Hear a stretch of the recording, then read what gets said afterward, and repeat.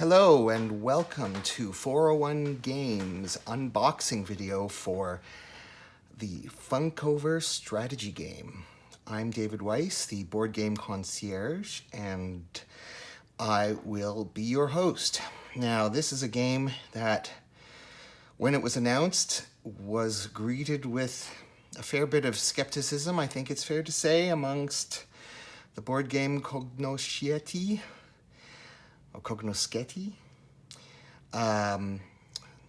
But it was a big hit at Gen Con last week. A lot of people lined up to do a 1-hour demo just for the privilege of buying it. And luckily enough, my friend Sean Jacomet, my boss at the Daily Worker Placement, was able to get a copy of the DC Heroes base set, as well as another mini set, which I will reveal later. So right now there are two 4-figure sets that are going to be available, the DC Heroes and the Harry Potter series, and there are various 2-figure sets. They're all playable standalone as well as combined. So let's see what's in the box. So we see here, this is the cover and side art. Oh yes, so true story here. This box has already been opened. Sean already did open it, but I have restored it to what you would see when you open the box, and you can see here that it doesn't come in shrink. It's got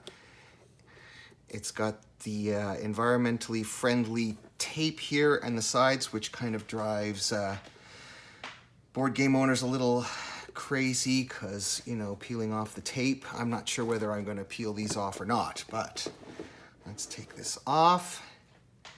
And inside we see the 4 figures and various inserts. Everything is pre-punched and pre-made out. So let's start with the Dark Knight himself. These are quite snugly put in. I'm Batman. I'm a Funko. There's Batman and Batgirl, or Batwoman really should be, and the Joker. Yeah. There he is there, and Harley Quinn. There we go. And then these blue crystals, some gems of some kind. Maybe they're ultimately supposed to go here. I don't know. There was nothing in the box for there. And then a bunch of pre-punched out cardboard pieces, some dice. Let's look at these. As you can see, if I have to use my deduction here, I would say 3 of the sides are hits, and 2 of the sides are shields for defense, and 1 side is a triple exclamation point, which is probably for bonus effects or something. And then we have a separate baggie here. Oh, these are the stands. 2 dark and 2 white.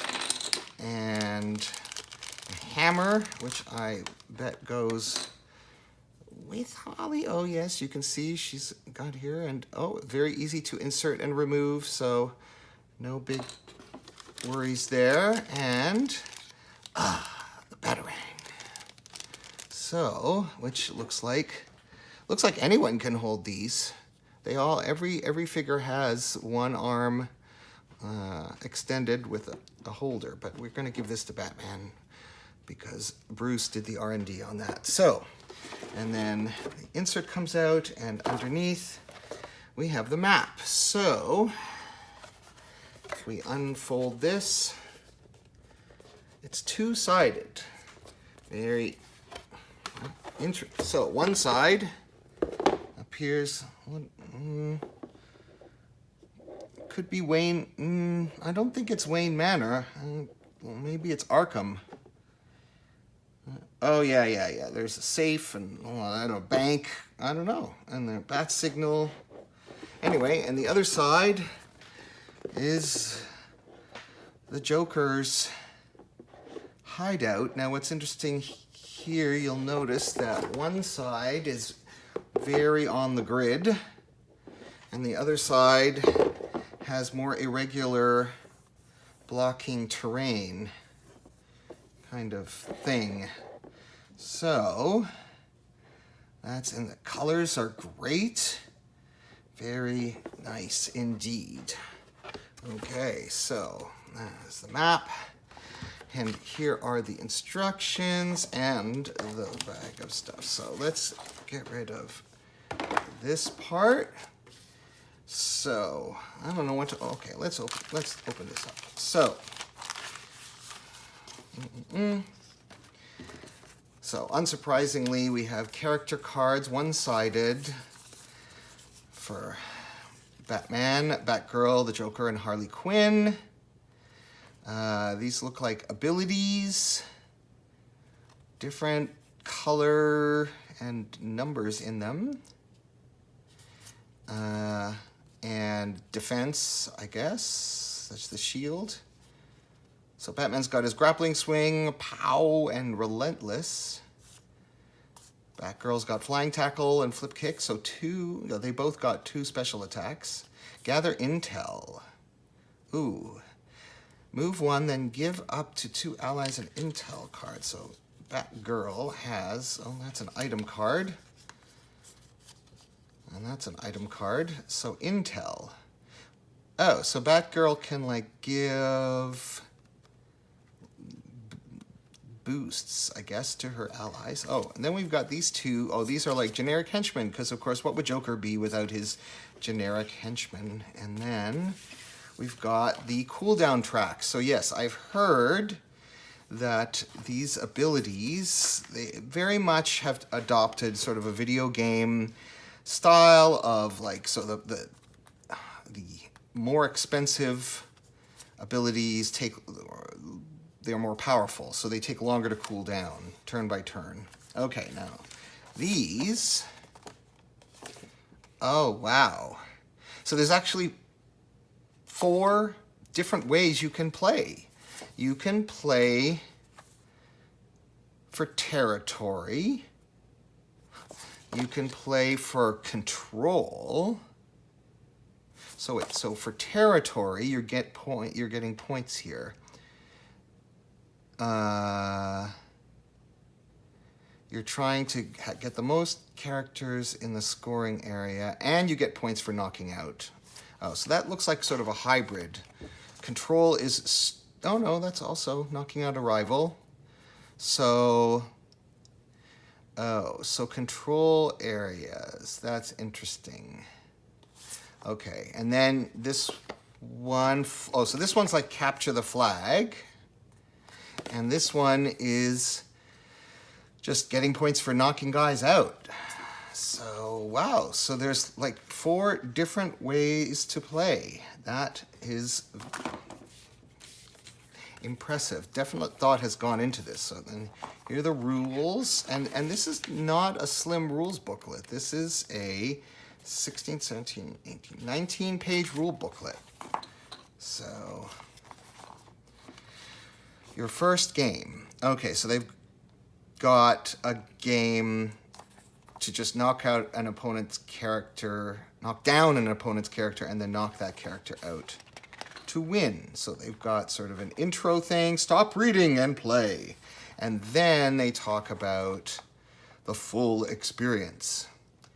And so where you get the objectives, and then items. You can play with 2 people on a side. You can mix games together, because right now they've released the DC, the Harry Potter, and some 2 character sets, including 2 of the Golden Girls, which is a fascinating choice for an IP, but I'm all for it, to play with Blanche and Rose. And then, now this is challenges. So this is combat, basically, challenging targets. And then the different types of abilities, and then a glossary. Wow. So that is what comes in the box for the bigger sets. So I'm just gonna put those aside right now. If I want to, I could stand these guys up just so you see how they stand. Joker, I mean, you can see there, Joker and Holly. Oh, so that hammer isn't just for decoration, it's an item. But Joker and I are an item, yeah. And then Batgirl, or Batwoman, really, and because if it's Batgirl, then it should be Batboy, but it's not, it's Batman. So these must be for the control scenario. Let's look at these gems just quickly. Oh, these are nice gemmy gems. Anyway,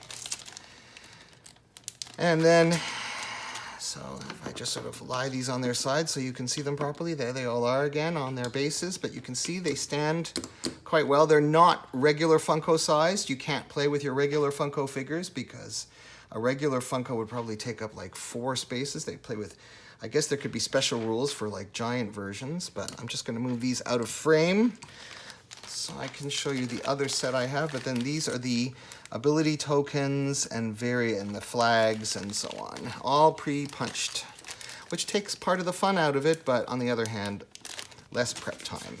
So, what other mini set did we get? Oh, no, Morty, we've been turned into Funko. Oh, gee, Mort. Gee, Rick, I don't know if that's a good idea.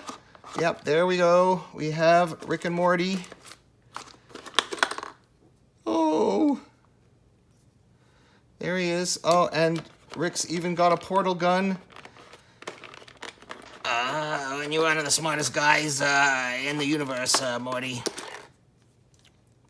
You got a portal gun. There it is. There's his portal gun. All right, and they have, so as you can see, even in the 2-player set, they come with a full set of cardboard tokens. And what are these large round ones? Oh, I see. Oh, so, because I was wondering about that, like how do you do just one-on-one? But I guess, judging from the light and dark backgrounds and the light and dark things, that basically one of them, these are sidekicks, the generic sidekicks like the henchmen from the Batman one, and they each get one. And they're basically the same as figurines. They can be knocked down and knocked out. They just don't have plastic figures. People, I'm sure you could customize your own. Anyway, and then you have your Gemmy Gems, but they're green because everything in Rick's world glows another worldly green.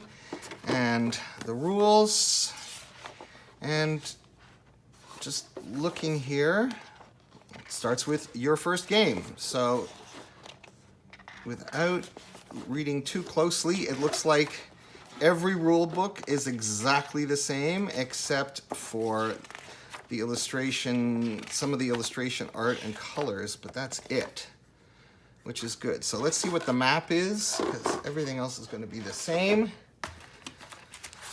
So this is the various cooldown things, and just out of curiosity, so yes, so again, we have capture the flag, battle for territory, knocking out leaders, and control. So the same 4 modes appear to be in every set, along with the items, and then finally the map, which appears to be, gotta move out of the way, Morty. Let's do this. Okay, oh boy. So, it's Blips and Chits. This looks like the irregular one with the various irregular bits of blocking terrain. And then probably the house where they all live and stuff. And you can There's some bits of, oh, that's Rick's ship and so on. So I have to say, this looks very impressive. I haven't tried it out yet. It's definitely, you know, thought has gone into this. And I'm very excited to try it out. I'm very excited to mix and match. Like, can you imagine, like, Rick versus the Joker? Come on. Who would want to try that? Or Morty versus Harley Quinn? I mean, they're all different. If you look at their abilities, I think they adopt a lot of the same video game tropes. Like, you know, you've got your tank, your support character, and so on and so forth. So all I can say is this looks very exciting. It is going to be released in the middle of October. So if you are interested, make sure to head to the 401 website and put in your pre-orders now, because I have a feeling these will sell like Glumorian hotcakes. So once again, this is David Weiss, your board game concierge at 401 Games, and thanks very much for watching.